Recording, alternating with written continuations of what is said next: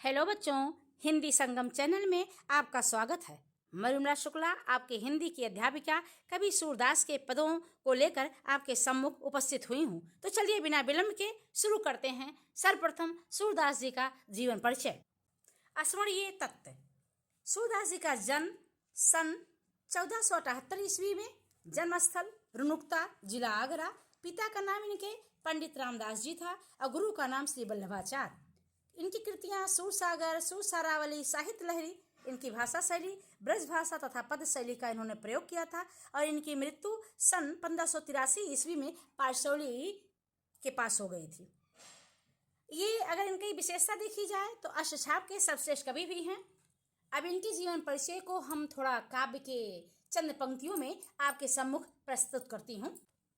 हिंदी जग के सूर सूर्य के जन्म काल का किसको ज्ञान, संबत 1535 में करते हैं बुध जन अनुमान। जन्म स्थान रेणुका भूम, वास किया मथुरा नगरी। भरा सूर सागर उड़ेल कर 1.25 पद रस गगरी। दीक्षा ले वल्लभाचार्य से गाया बाल कृष्ण कीर्तन। हिंदी जग के सूर सूर्य हैं, अन्य कवि सब तारागण। अब मैं इनके पद के विषय में आपको थोड़ा बताना चाहूंगी। तो चरण कमल बंदो हरि राई, जाकी कृपा पंगु गिर लंघ। अंधे को सब कुछ दर्शाई, बहिरो सुने गूंग पुनि बोले।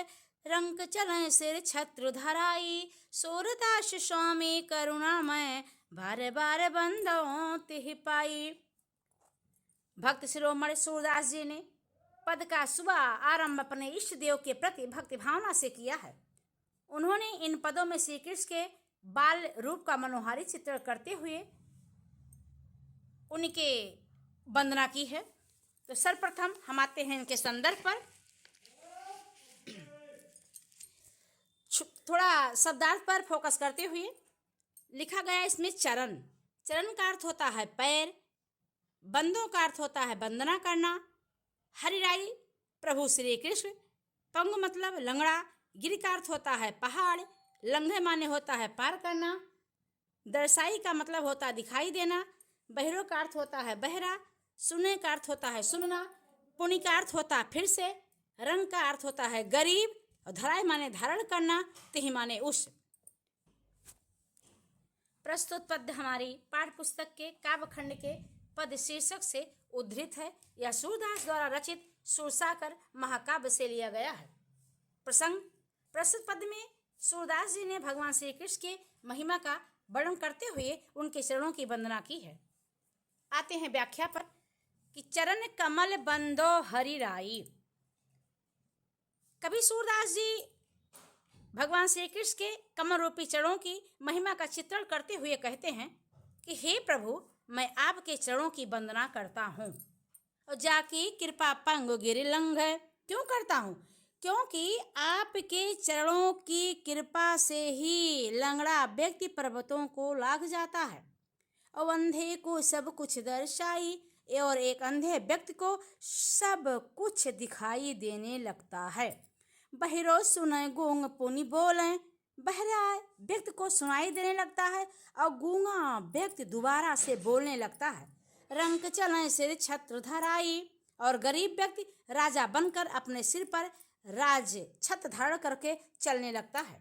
और सूरदास स्वामी करुणामय, बार बार बंदों तिहि पाई। सूरदास जी कहते हैं, हे प्रभु, आपकी कृपा से सारे असंभव कार्य संभव हो जाते हैं।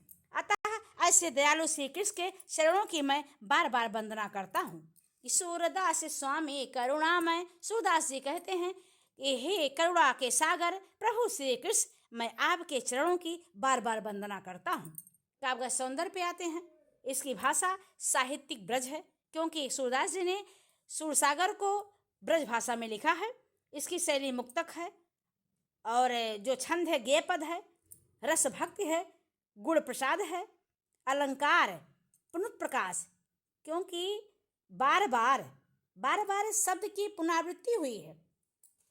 और अनुप्रास है सूरदास स्वामी चरणों की आवृत्ति हुई है। रूपक अलंकार आपके पहली पंक्ति में ही चरण कमल, तो कमल रूपी कोमल चरणों के बारे में बताया गया है, इसलिए यहाँ पर रूपक अलंकार है। अब विलंब न करते हुए हम दूसरे पद पे आते हैं। अभी गति गति कतु कहवै, जो गूंगे मीठे फल को रस अंतर्गत ही भावै।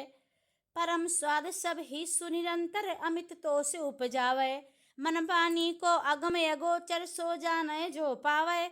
रूप रेख गुण जात जुगत बिनु निरालंब कित ध्यावै। सब विधि अगम विचार ही तातय सुर सगुन पद गावै। सबसे पहले आते हैं शब्दार्थ पर। लिखा गया है अविगत, यानी जिसके विषय में कुछ ज्ञात ही न हो, जो अज्ञात हो यानी निराकार। गति का मतलब होता है दशा, स्थिति। अंतर्गत हृदय में, परम स्वाद अलौकिक आनंद, अमित माने अत्यधिक, तो उसका अर्थ होता है संतोष। अगम जहां पहुंचना कठिन हो, अगोचर जो इंद्रियों की गति से परे होता है, जो इंद्रियों से न दिखाई दे, निरालम जिसका कोई आधार ही ना हो, धावे दौड़े, ताते माने इसीलिए, सगुण सगुण ब्रह्म। अब क्या है, अभिगति गति कछु कहत न आवे। आपका संदर्भ पूर्वत ही है, जैसे मैंने पहले बताया था। आते हैं इसके प्रसंग पर। इस प्रस्तुत पद्यांश में सूरदास जी ने श्री कृष्ण के कमल रूपी सगुण रूप के प्रति अपनी भक्ति भावना को व्यक्त किया है। यानी कवि सूरदास जी ने निर्गुण ब्रह्म की अपेक्षा सगुण ब्रह्म को श्रेष्ठ बताया है। अभी गति गति कछु कहत न आवौ। सूरदास जी कहते हैं अविगत, सूरदास जी कहते हैं अविगत, जिसके विषय में कुछ भी ज्ञात न हो, अर्थात निराकार। निराकार ब्रह्म की आराधना करना कठिन है, उसके विषय में कुछ कहा नहीं जा सकता है। अविगति गति कछु कहत न आवे, कि निराकार ब्रह्म के विषय में कुछ कहा नहीं जा सकता है। जो गूंगे मीठे फल को रस अंतर्गत ही भावे। ठीक उसी प्रकार से नहीं कहा जा सकता है कि जिस प्रकार से गूंगा व्यक्ति मीठे फल का स्वाद अपने हृदय में भी अनुभव करता है, और वह उसका मौखिक वर्णन किसी के सम्मुख कर नहीं सकता है। ठीक उसी प्रकार से निर्गुण ब्रह्म की भक्ति के आनंद का केवल अनुभव किया जा सकता है, उसे किसी के सम्मुख बोल करके बताया नहीं जा सकता है। परम स्वाद सब ही सुनिरंतर यमित तो से उपजावे। मन बानी को अगम अगोचर सो जाने जो पावे। यद्यपि निर्गुण ब्रह्म की प्राप्ति से निरंतर अत्यधिक आनंद प्राप्त होता है, और उपासक को उसमें असीम संतोष भी प्राप्त होता है, लेकिन वह क्या है, मन बानी, मन और बाणी द्वारा उस ईश्वर तक पहुंचना संभव नहीं है। अर्थात मन और बाणी से उस ईश्वर के पास पहुंचा नहीं जा सकता है। अगम अगोचर जो इंद्रियों से परे है, जो इंद्रियों से परे है, सो जाने जो पावे। इस उसे वही जानता है जो उसकी प्राप्ति कर लिया हो। उसे जो प्राप्त कर लेता है वही उसे जानता है। रूप रेख गुण जाति जुगत बिनु निरालंब कित ध्यावे। सूरदास जी कहते हैं कि जिसका न तो कोई रूप है, न तो कोई आकृति है, ना तो कोई उसका गुण है, न जात है, ना कोई उसको पाने का कोई उपाय है, तो बिन निरालंब कित ध्यावे, बिना आधार के किसके पीछे दौड़ा जाए। अर्थात जिस ईश्वर का न तो कोई रूप है, न तो कोई आकृति है, न तो कोई गुण है, न तो कोई जात है, ना उसको पाने का कोई उपाय है, तो बिना आधार के किसके पीछे दौड़ा जाए।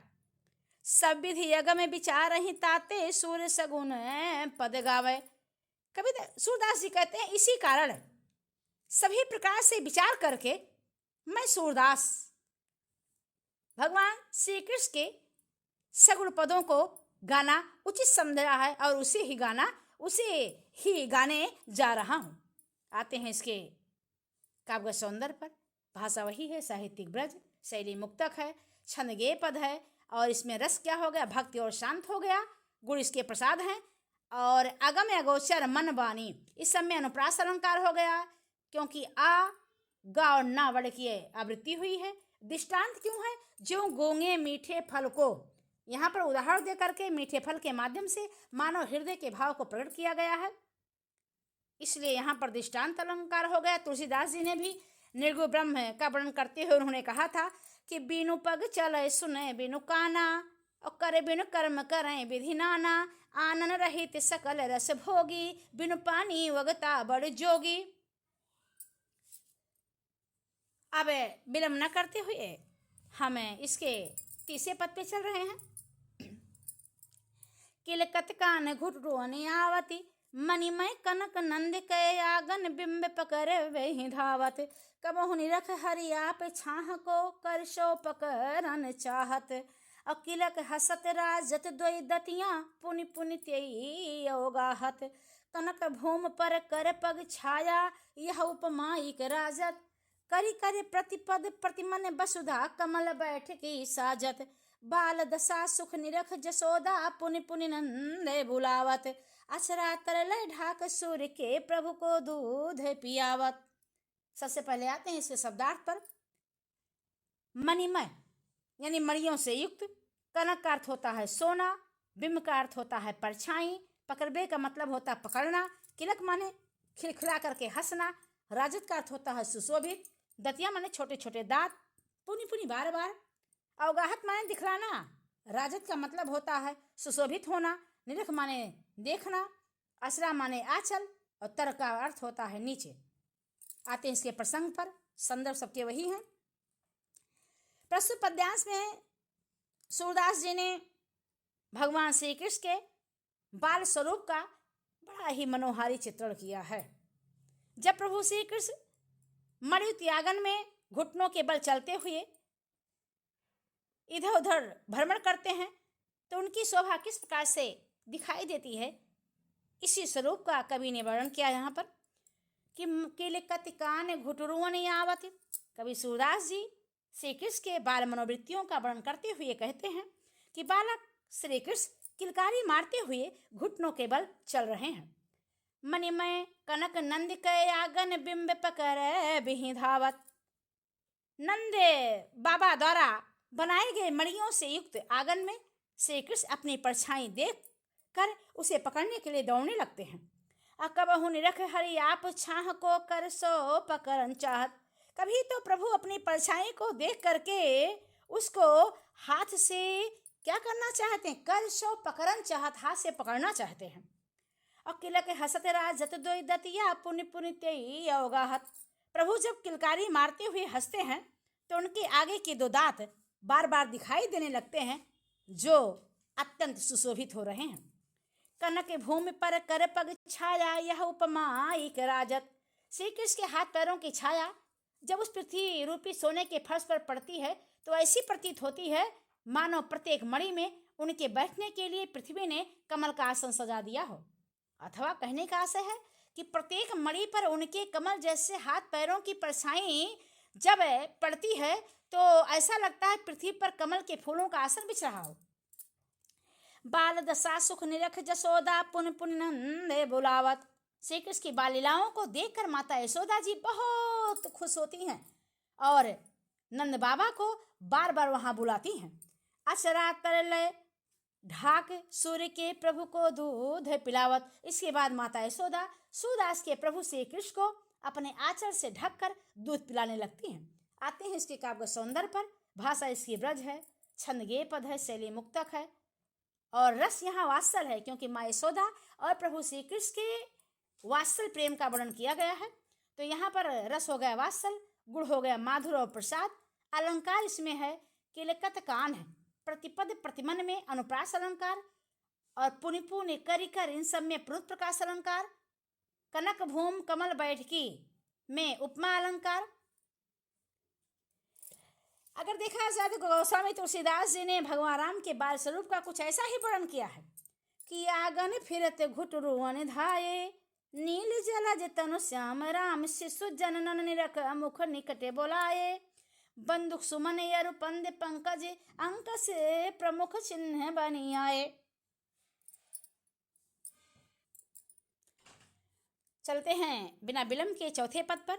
मैं अपनी सब गाय चरई हूँ, प्रात होत बल के संग जई हो, तेरे कहे न रही हो, ग्वाल बाल गायन के भीतर नहीं को डर नहीं लागत, आज न सोवो नंद दुहाई रहन रहो गो जागत, और ग्वाल सब गाय चरई हैं मैं घर बैठे रही हूँ, सूर श्याम तुम सोई रहो वह प्रात जान मैं दई हूँ। संदर्भ वही है। सबसे पहले आते हैं शब्दार्थ पर। गाई, गाय का अर्थ होता गाय, चरइयों माने चराना, प्रातः माने सुबह, बल माने भैया बलराम, जइहो माने जाना, नहीं को माने जरा सा भी, दुहाई माने शपथ, रैन माने रात, दइहे माने दूंगी। संदर्भ सबका वही है। प्रसंग पे आते हैं। प्रस्तुत पद्यांश में कवि सूरदास जी ने भगवान श्री कृष्ण के स्वाभाविक बालहट का मानवीय वर्णन यहाँ पर उन्होंने किया है, जिसमें वह अपने ग्वाल सखाओं के साथ अपनी गायों को चराने के लिए वन में जाने की मयसोदा से हट कर रहे हैं कि मैं अपनी सब गाय चरई हूँ।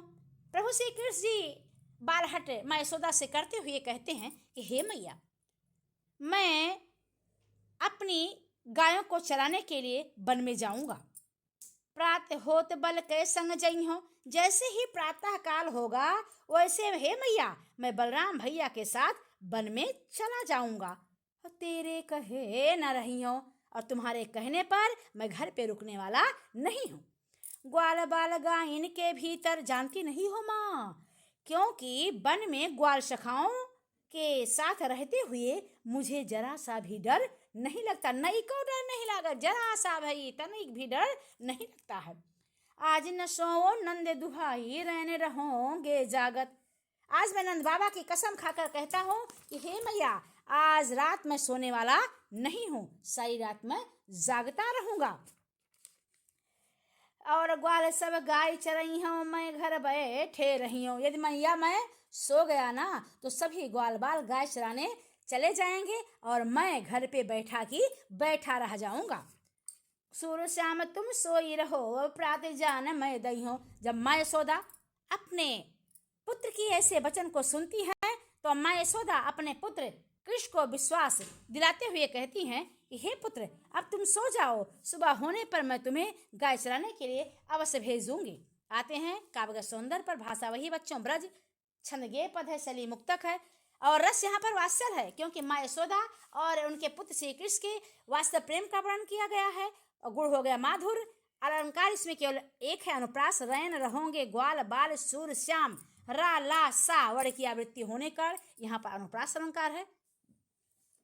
अगर आप सभी को हमारा वीडियो पसंद आया हो तो प्लीज सब्सक्राइब करें और लाइक करके शेयर करें। धन्यवाद।